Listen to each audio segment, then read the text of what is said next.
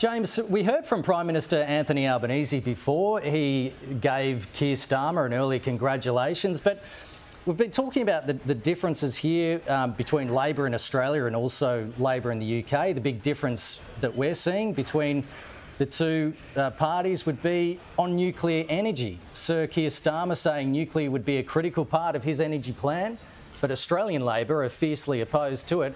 How does a new Labor government with a large majority affect AUKUS as well, and also this debate around nuclear in Australia?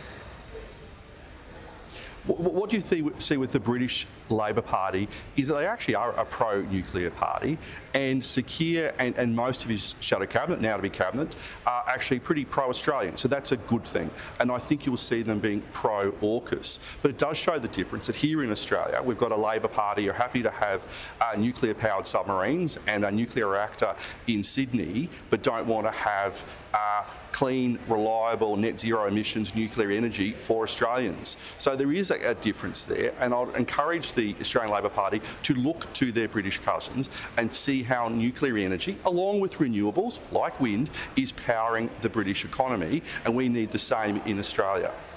Now, with the Conservatives and the rise of Reform UK, we've seen and heard some commentary so far that Reform UK has really only risen in the past 4 years or so, and the fracturing of the Conservative vote, and perhaps that is a problem for the Conservatives in the future in their election prospects. Your comments on that?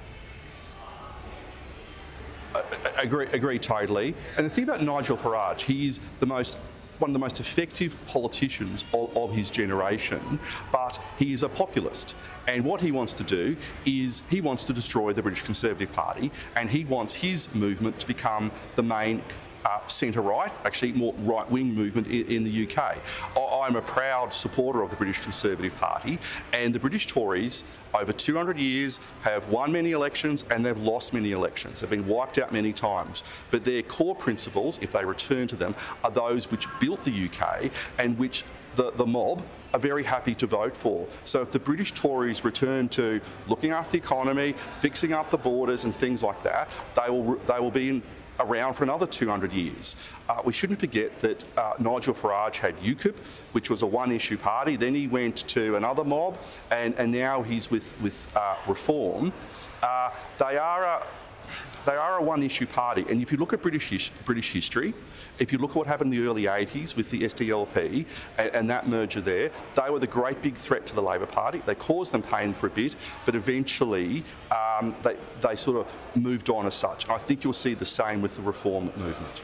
Yeah, well, if we do see this record low vote, as the exit polls are saying, for the Conservatives, what are you expecting Rishi Sunak to do? You know, where do you think Rishi Sunak ends up in the end of things? He's toast. He won't hang around. He's got to hold on to his seat first of all. But the main thing for the British Conservative Party will be who is left standing. So if they end up with 131 members, you need some big beasts to survive. So in '97, when they got wiped out, they lost people like Portillo. So you need the Penny Mordaunt's, you need people like that to stand for the leadership. Rishi Sunak's career in the British Commons is over.